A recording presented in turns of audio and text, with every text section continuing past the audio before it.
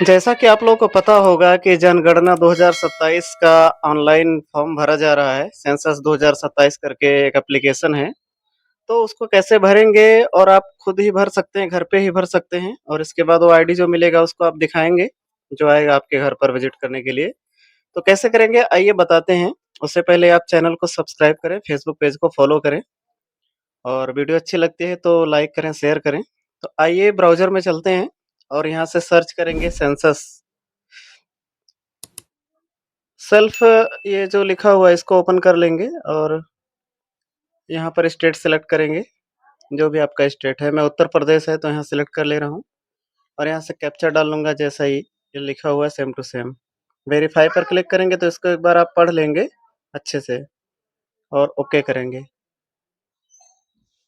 अब यहाँ पर आप देखेंगे name of head of the household मतलब घर की मुखिया का ना जो नाम है वो एंटर करेंगे, महिला पुरुष कोई भी हो सकता है, कोई दिक्कत नहीं है।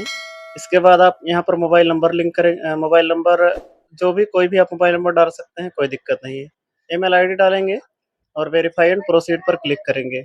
ओके करेंगे तो ओटीपी आएगा मोबाइल नंबर पर, ओटीपी को एंटर करेंगे, वेरीफाई करेंगे और अब सबसे पहला जो काम यहाँ पर इसको एक बार पढ़ पढ़ लेंगे और ओके कर देंगे। सबसे पहले आप अपना जो घर है घर का गणना होता है, तो घर आपका कौन से जिला में है और कहाँ कौन से क्या पिन कोड है, क्या लोकेशन है, तो जो भी है आपका, आप मैप गूगल मैप के द्वारा यहाँ पर दिया हुआ है, तो मैप आप आपके घर पर ले जाएँगे, करेंगे, तो घर का गणना सबसे पहले होगा। तो यहाँ पर जिला और पिन कोड डाल लिया हूँ मैं और यहाँ से अगर आपका गाँव का नाम गूगल मैप पे आता है, तो गाँव का नाम डाल लेंगे।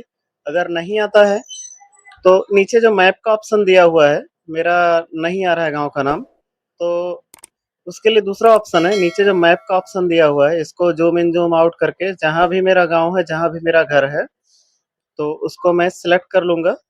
थोड़ा टाइम लगेगा इसमें खोजने में बट दोनों उँगलियों से आप ज़ूम इन ज़ूम आउट करेंगे, तो आ जाएगा। तो मैं इसको ओके कर दिया हूँ और सहेजें और आगे बढ़ें इसको क्लिक करेंगे और यहाँ से हाँ कर देंगे।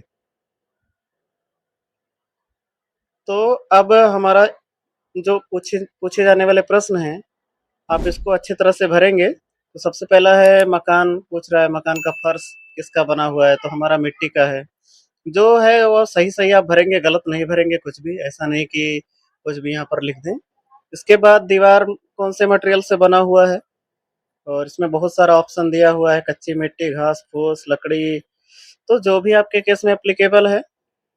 और यहाँ पर पूछ रहा है छत कौन-सा बना है, कंक्रीट का बना है कि पक्की ईंट का बना है, जो भी है आप डाल देंगे और मकान की स्थिति कैसी है, ये सारा करके आगे बढ़े, कर देंगे।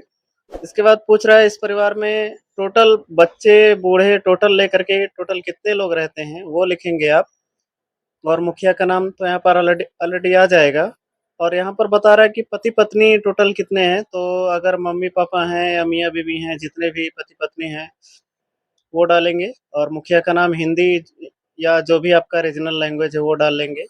इसके बाद जाति पूछ रहा है तो जाति अनुसूचित जाति, अनुसूचित जनजाति या सामान्य जो भी है वो डाल लेंगे और मकान की स्वामित्व कैसा है, किराए का है या कैसा है वो आप डाल देंगे और कितने कमरे हैं वो डाल लेंगे।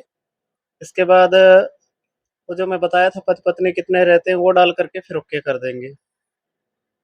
इसके बाद पेयजल का मुख्य स्रोत क्या है, पानी आप कहाँ से पीते हैं? तो इसमें भी बहुत सारा ऑप्शन दिया हुआ है। तो आपके घर में जो भी है, मैं हैंडपंप है मेरे घर में, मोटर है या और भी कुछ है तो आप नीचे देख सकते हैं, आप आपके हिसाब से डाल लेंगे।